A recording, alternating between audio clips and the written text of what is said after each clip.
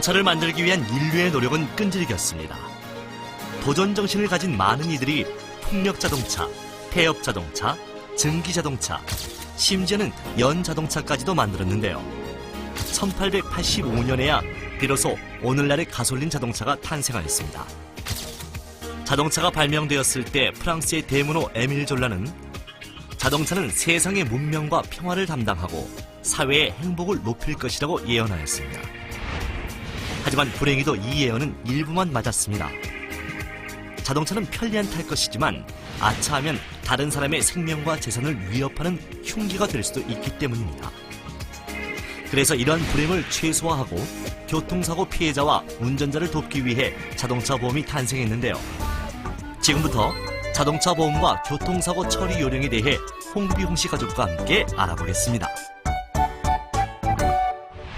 오늘은 오랜만에 가족들과 나들이를 갔어요.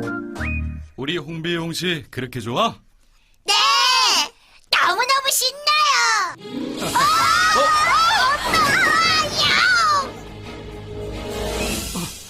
얘들아, 괜찮니? 저흰 괜찮아요.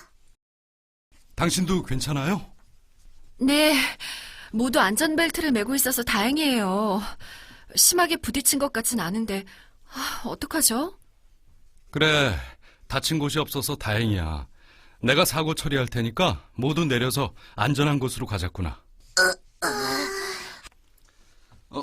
혹시 다치신 데는 없어요? 네, 가볍게 부딪힌 거라 다친 곳은 없어요. 갑자기 고양이가 뛰어드는 바람에 제가 급정거를 했어요. 죄송해요. 저도 안전거리 유지를 안 하는 바람에 죄송합니다. 하여간 다행입니다. 그럼 저는 먼저 안전 삼각대를 설치할게요.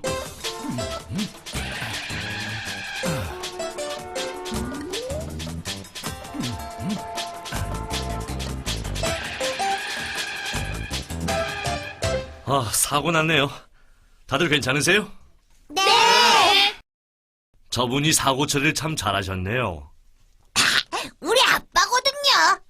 저기 경찰관 아저씨, 교통사고가 나면 어떻게 하는 게 잘하는 거예요? 우리 꼬마 아가씨 아주 좋은 질문을 했어요. 교통사고가 났을 때 제일 중요한 건 다친 사람이 있는지를 먼저 확인해서 119에 신고하거나 병원에서 치료받게 하는 거야. 또 중요한 건 사람들을 안전한 장소로 이동시킨 후 안전 삼각대 같은 것을 자동차의 100m 뒤쯤에 설치하는 거란다. 그래야 다시 한번 큰 교통사고가 나는 걸 막을 수 있거든. 아하! 그럼 교통사고가 나면 경찰관 아저씨께 신고해야 하나요? 사람이 다친 경우에는 반드시 신고해야 하지만 자동차에 흠집이 생긴 가벼운 사고 같은 경우에는 신고하지 않아도 돼요. 네! 알겠습니다! 멋진 아빠의 똑똑한 친구들이네. 자, 그럼 조심해서 가세요. 이제 촬영도 했으니까 보험사에 연락해서 도움을 받아야겠구나. 자동차니까 자동차 보험으로 말이죠? 그렇지. 우리 홍비가 열심히 배운 보람이 있네. 엄마! 그런데 아빠가 휴대폰으로 사진을 왜 찍으신 거예요? 그건 교통사고를 일으키면 누가 얼마만큼 책임을 져야 되는지 알기 위해서야. 미리 사진을 찍어 놓으면 정확히 알 수가 있지. 또 블랙박스라는 걸 설치하면 자동으로 촬영되기도 한단다. 아, 그렇구나. 블랙박스를 설치하면 좋겠네요, 엄마. 그렇지.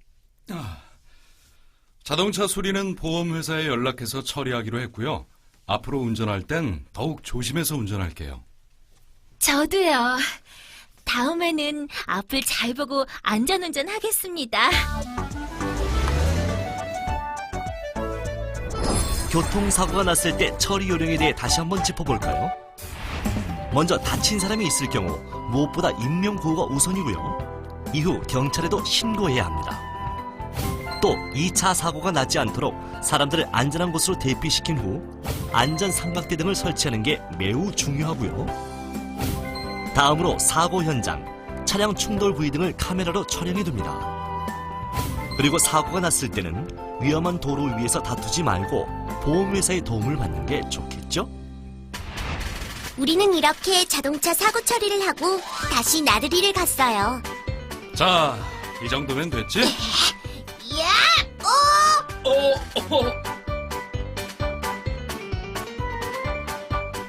자, 잡았다. 우리 홍씨 진짜 멀리 던지는데? 여보, 홍씨야, 홍비야, 김밥 먹자. 우와! 맛있겠다! 잘 먹겠습니다! 그런데 아빠, 아까 그 아줌마 차가 좀 찌그러졌는데요. 정말 보험회사에서 우리 대신 다 보상해주는 거예요? 당연하지.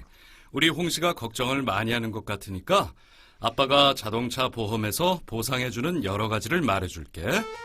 자동차 보험에는 운전하다가 남을 다치게 했을 때, 자동차 같은 남의 재산에 피해를 입혔을 때, 자신이나 같이 탄 식구가 다쳤을 때, 자신의 자동차가 파손됐을 때, 끝으로 보험에 가입하지 않은 차 때문에 다쳤을 때, 이렇게 5가지 경우를 각각 보상해주는 게 있단다. 와, 이렇게 보상을 다 해주니까 자동차 보험은 꼭 들어야겠네요. 그렇지. 자동차는 편리하지만 동시에 위험하기도 하잖니. 운전하다가 다른 사람에게 피해를 줄 수도 있기 때문에 꼭 들어야 해. 아빠, 자동차 보험은 배울 게 참 많은 것 같아요. 좀 더 알려주세요. 아깐 다행히 아무도 안 다쳤지만 만약에 자신의 실수로 다른 사람이 다치거나 하늘나라로 가게 되면 자신이 가입한 보험회사에서 위자료는 물론 치료하거나 장례를 치르는 비용을 대신 보상해주는 거야. 만약에 그 아줌마가 아까 다쳐서 회사를 못 가게 되면 어떡해요? 자동차 사고로 일을 하지 못해서 피해를 입은 경우에도 보상해주는 게 있거든. 또 만약에 그 자동차 사고로 몸에 장애가 생긴 경우에도 보상받을 수 있고 말이야. 우와, 자동차 보험은 정말 종합 세트네요. 그렇지.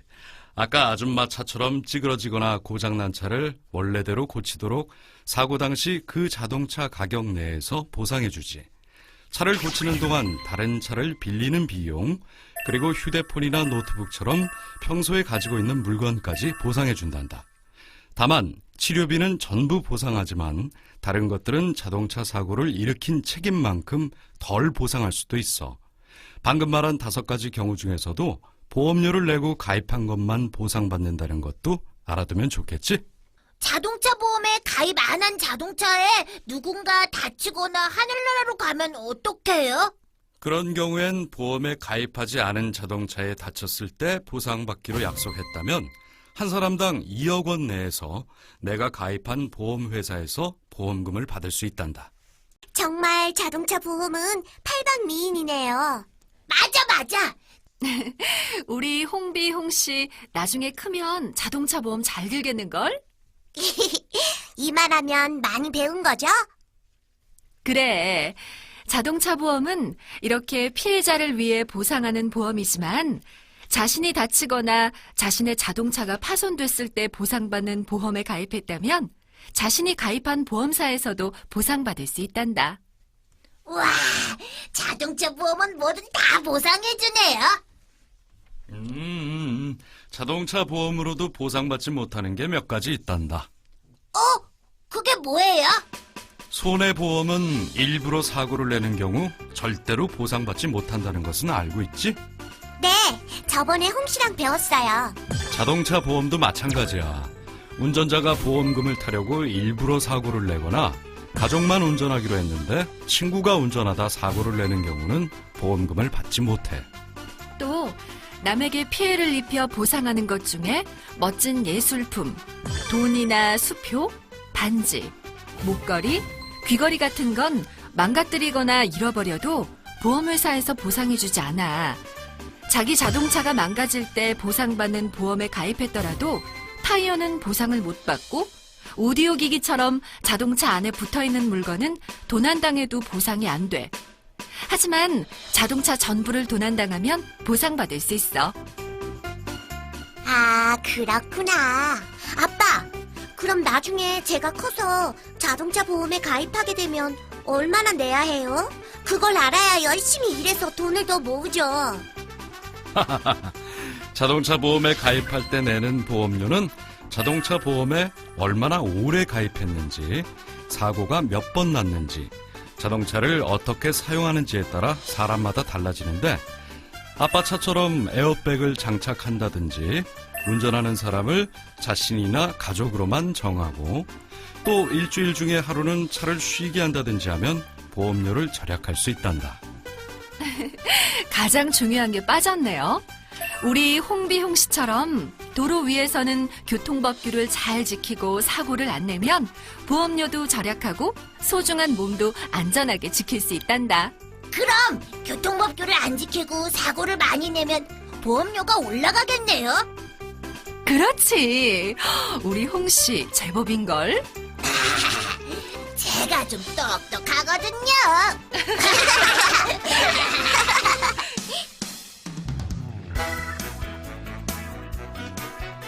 보시다시피 앞부분만 조금 파손됐는데요. 수리하기 전에 견적서 먼저 주세요. 대부분 손님들이 먼저 말씀 안 하셔서 저희가 알아서 처리해드리는데 알고 계시네요? 제가 요즘 아이들 때문에 공부하느라 보험 박사가 됐거든요. 그럼 다른 업체랑 비교한 후에 좀 더 저렴한 곳에서 수리받아도 되는 거 알고 계시죠? 물론이죠. 수리비 일부는 운전자가 부담하는 게 맞는 겁니까? 네, 수리비의 일정 비율만큼 부담하시면 되는데요. 처음에 보험에 계약하실 때 약속하신 비율과 금액만큼 부담하시면 됩니다. 그렇군요. 그럼 수리비가 너무 많이 나오지 않도록 잘 살펴서 수리해 주세요. 저희는 손님들을 위해서 항상 성실하게 수리하고 있으니까 걱정하지 마세요. 잠깐만요.